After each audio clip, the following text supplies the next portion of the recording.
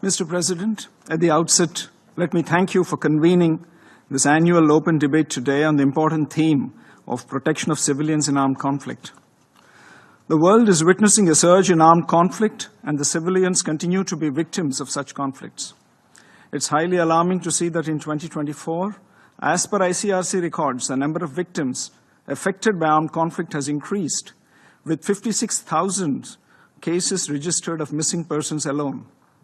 It's a paramount responsibility of the national governments to create a conducive environment where civilians are safe and secure. While we acknowledge the national responsibility, we should not ignore the adverse impacts of all forms of terrorism, including those emanating from across borders in today's debate on protection of civilians. It is needless to mention that the terror entities have gained significantly enhanced capabilities by having access to new and emerging technologies, which present us with new threats, particularly to the civilian populations.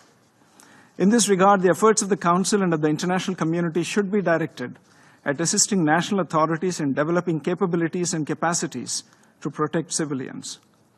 It's unfortunate that the parties to the armed conflicts continue to attack civilian populations, particularly women, children, and other vulnerable groups, as well as indispensable civilian infrastructure, such as hospitals, by projecting them as legitimate targets.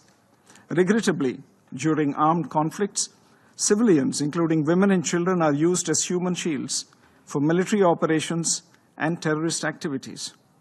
Therefore, it is paramount that the international community resolves to take concrete actions towards the implementation of relevant Security Council resolutions that have been previously adopted. Mr. President, any attack on civilians and humanitarian workers is a grave violation of international law, in particular international humanitarian law. The existing legal framework concerning the protection of civilians cannot be overlooked. Respect for principles of the UN Charter, including sovereignty and territorial integrity of member states, should remain the basis for all actions taken by the Council for the protection of civilians.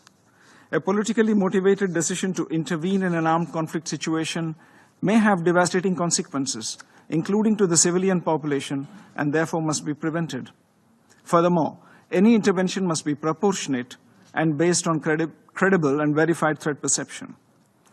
The Council and the international community must take necessary measures to ensure effective and timely protection of civilians, including their life, dignity, and rights. The core principles of humanity, neutrality, impartiality, and independence must continue to guide the operations of all humanitarian agencies and organizations. Mr. President, I am constrained to respond to the baseless allegations of the representative of Pakistan on a number of issues. First, India has experienced decades of Pakistani-sponsored terrorist attacks across our borders. This has ranged from the horrific 26/11 attack on the city of Mumbai to the barbaric mass murder of innocent tourists in Pahalgam in April 2025. The victims of Pakistani terrorism have been predominantly civilians, since its objective has been to attack our prosperity, our progress, and our morale. For such a nation to even participate in a discussion on protection of civilians is an affront to the international community. Second, Pakistan has repeatedly used the civilian cover to advance the cause of terrorism. We just recently saw senior government, police, and military officials pay respects at the funeral of noted terrorists targeted by Operation Sindoor. A nation that makes no distinction between terrorists and civilians has no credentials to speak about protecting civilians.